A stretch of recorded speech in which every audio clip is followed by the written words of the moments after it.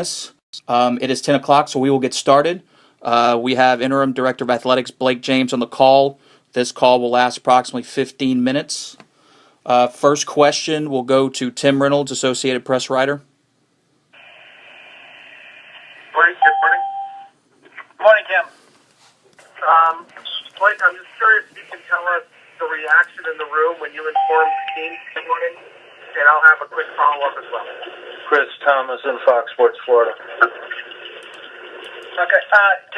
To Tim Reynolds' question, which I believe, Tim, if I heard you correctly, was what was the reaction of the team this morning?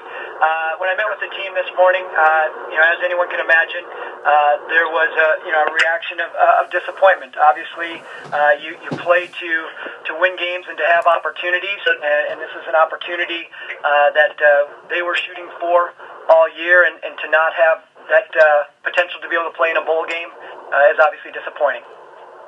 Blake, as a follow-up quickly, this is now 2 years, obviously. How hopeful is Miami that this is it? And how hopeful are you that you'll be in a bowl game in 2013? Tim, this is a decision that obviously we took very seriously and thought a lot about, and we feel it's a decision that is best for us moving forward, and we're excited to move forward as a program. Thank you. Next question, Michael Casagrande, Sun Sentinel. Yes, I was just wondering if you were involved in the decision-making process, how that all went down.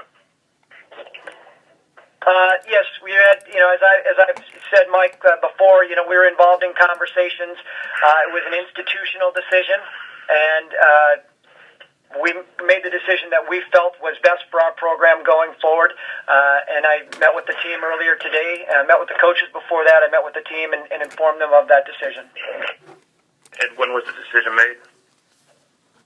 Well, again, we were ongoing evaluation of what the decision was. I spoke to President Shalala as recently as yesterday. I spoke with the coach this morning and with the team. So, it's a decision that, as I've said, all along, it's prudent for us to be constantly evaluating the situation.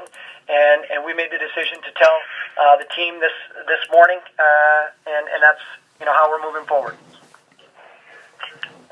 Okay, thank you. Next question, Susan Degnan, Miami Herald. Hey, Blake. I'm wondering if I've been wondering this all along. If you can still, as a university, self-impose, scholarships, take away scholarships after you receive the notice of allegations. All right, so Susan, if I'm understanding your question correctly, you're asking me if we could self-impose scholarship limitations prior to receiving the notice of allegations? Well, I mean, prior to, obviously, yes, but also after getting them. Are you allowed, once you get the notice of allegations, can you look at them and say, you know what, we want to self-impose some scholarships also? Again, it's hard for me to speculate, on the future, Susan, and what that would be. Obviously, once we get our notice of allegations, we'll address those issues and move forward with the NCAA. Blake, do you have any idea of when they might be coming, even a ballpark? I don't. It's a situation where obviously we respect and understand that the process needs to take its course. I think, like everyone, we're just anxiously looking forward to getting to the end of this process and moving forward as a program. Okay. Thanks, Blake. Thank you. Next question, George Millian, Palm Beach Post. Yeah, Blake, a couple of things. I wonder if there was any thought of not doing this until after Saturday's game and, basically playing the result of that game.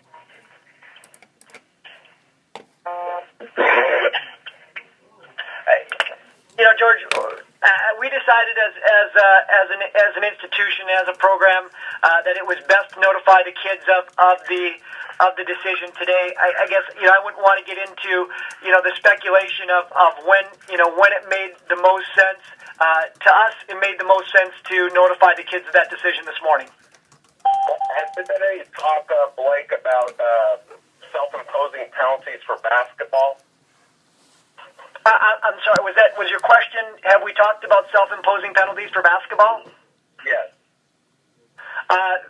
We have not had any conversation about any self-imposed penalties for basketball at this point.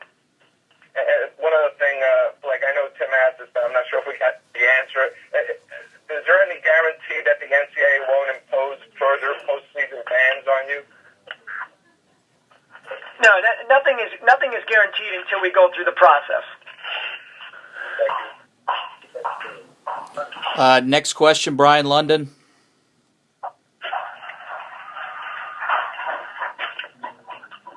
All right. We'll go back to Tim Reynolds, Associated Press. Follow-up question.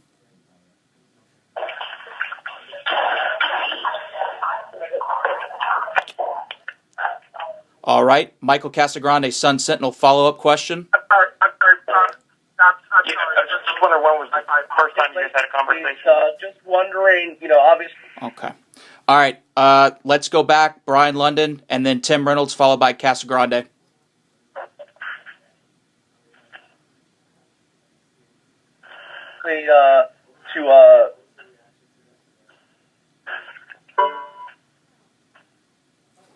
All right. Tim Reynolds.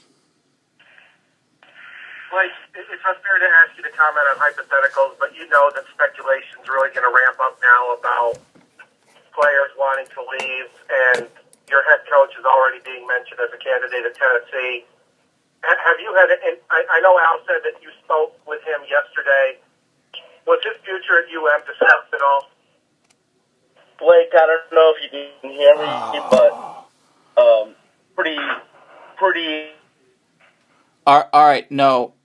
Brian, hold on. Blake. So I guess to answer the first question, so Tim Reynolds, if I understand the question correctly, you're asking me if Al's future with the program has been discussed. Is that correct?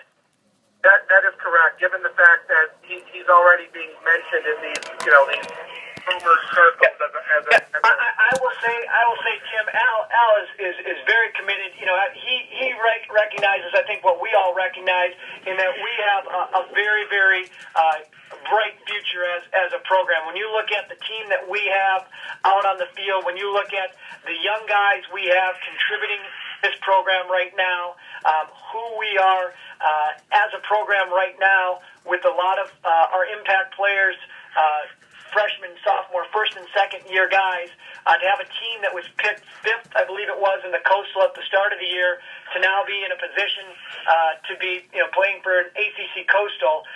We have a great future as a program, and again, that credit goes to Al, and I know it's something that Al is very excited about and is very committed to the future of the program here.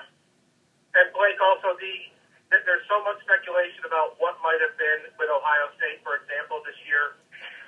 Did what they're going through now factor at all in your conversations with the president and the legal counsel about this decision? Again, Tim, we have to make a decision based on what's best for us. And, what's best for us is we believe is the decision we made. Obviously, in all cases, you evaluate the situations and the ongoings, but I wouldn't get into speculating about individual situations other than just looking at ours and knowing we need to do what's best for the University of Miami program, and we're confident this is what's best for the University of Miami program at this point. I appreciate it. Thank you, Blake. Michael Casagrande, Sun Sentinel. Just checking, just to verify the timeline. You met with Donnie yesterday, and the decision was pretty much made yesterday, and it was just told to the team today. Is that correct?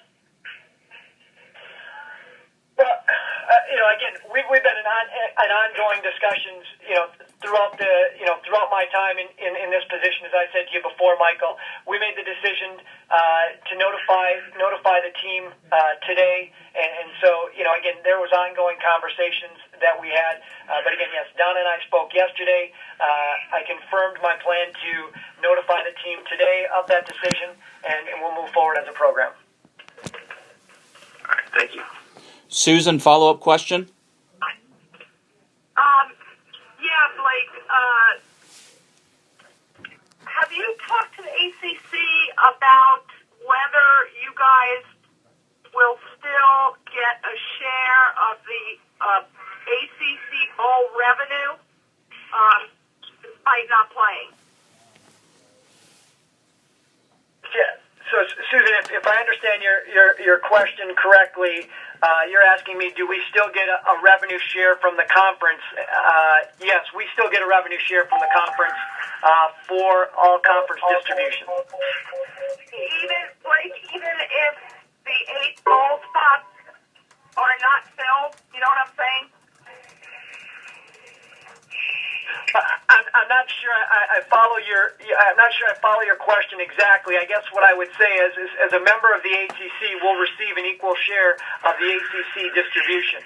Beyond speculating, what bowls are filled or not filled, I think that would be it would be a prudent conversation for me to have. I think I would defer that to the league office. What I would say is we are going to get our equal share of the distributions from the ACC conference. And the last thing I want to know is, your game at Duke. If you guys win, I think technically you would still have a share of the ACC title, correct? I mean, would you still consider yourself, you know what I'm saying, as having won the ACC Coastal, even if it's sharing it? Well, I think, Susan, prior to today's announcement, I think as everyone knows, in all practical scenarios, we would have been the ACC Coastal Division champions with a victory over Duke on Saturday, and would have moved on to play in Charlotte. And obviously, that's a big if. Duke has a fine program, and we're not downplaying the significance of that game this weekend. With that said, if I'm understanding your question, would we still be ACC Coastal champions with that victory? And again, as the league recognizes, it'll be Georgia Tech who's the ACC Coastal. Obviously, in our situation, and I don't know how all the tiebreakers play out, but we're playing it as our chance to win the ACC Coastal, and that's the approach we're taking as a program and as a team going into that game. Okay, thank you.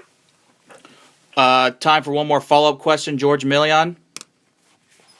Yeah, Blake, my question, as far as I know, if the NCAA had, let's say, given you a 3-year bowl ban and you had not self-imposed this year, and there were, 2 more years that you would be out of a bowl, your juniors and seniors at that point could have left without penalty. I just wonder if how much that played into your decision to self-impose this year.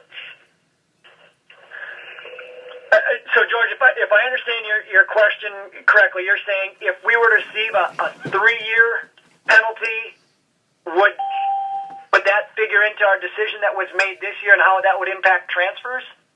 Yeah, because from what I understand, if you had not taken one, if you had a 3-year, that means you'd be facing 2 years of bowl bans from the NCAA, and juniors and seniors at that point could leave without having to sit out a year.